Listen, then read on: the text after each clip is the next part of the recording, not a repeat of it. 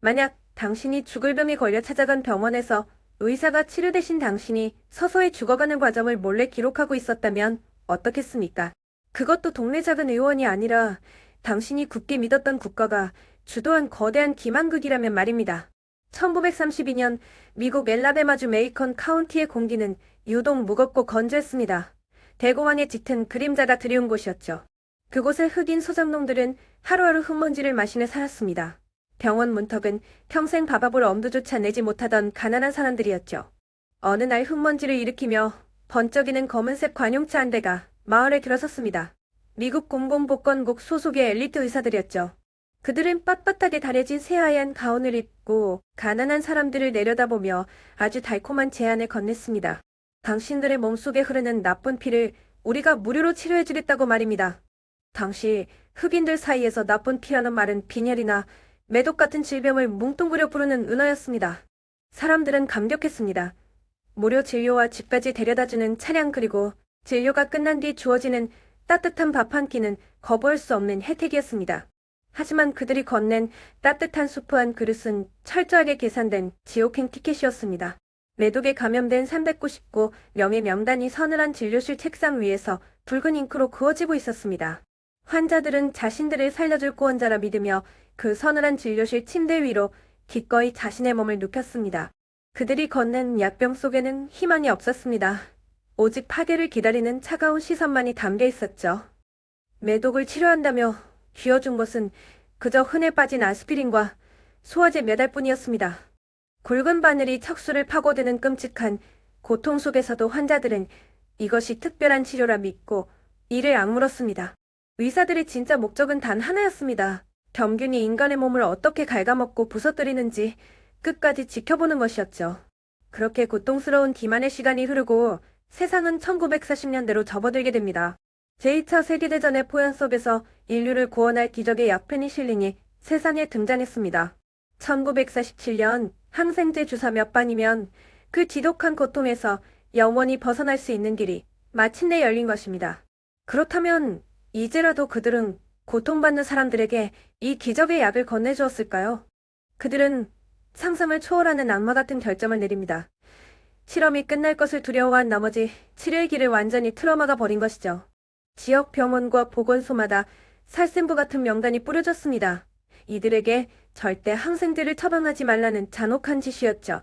참전을 위해 군 신체 검사를 받던 이들에게 마침내 치료의 기회가 찾아왔지만 징병위원회에 압력을 넣어 그마저도 무산시켰습니다. 철저하게 통제된 밀실 속에서 살아 숨쉬는 인간은 그저 관찰하기 좋은 실험용 쥐에 불과했던 것입니다. 자신을 살릴 기적의 약이 세상에 나왔다는 사실조차 모른 채 그들은 철저하게 버려졌습니다.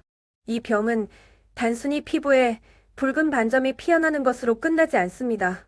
치명적인 균이 혈관을 타고 올라가 뇌와 신경 그리고 심장까지 서서히 파먹어 들어가기 시작했죠. 빛을 잃어버린 수백 개의 눈동자들이 텅 빈 허공을 떠돌았습니다. 지독한 환영과 정신착란에 시달리며 그들은 스스로의 이성마저 잃어버렸습니다. 온몸의 뼈마디가 바스러지는 비명 속에서 모고한 남성들은 차가운 진흙바닥으로 쓰러져 갔습니다. 진짜 비극의 씨앗은 바로 그들의 가장 가까운 곁에서 자라나고 있었습니다. 자신의 몸이 썩어가는 줄도 몰랐던 가장들은 사랑하는 아내에게 그 죽음의 그림자를 그대로 옮겼습니다. 40명의 아내들이 이름 모를 뿅마에 시달리며 까닭 없는 눈물을 흘려야만 했죠.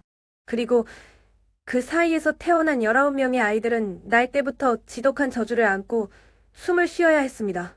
국가가 던진 기만에 덫은 한 사람의 생명을 넘어 다음 세대의 미래까지 철저하게 도륙했습니다.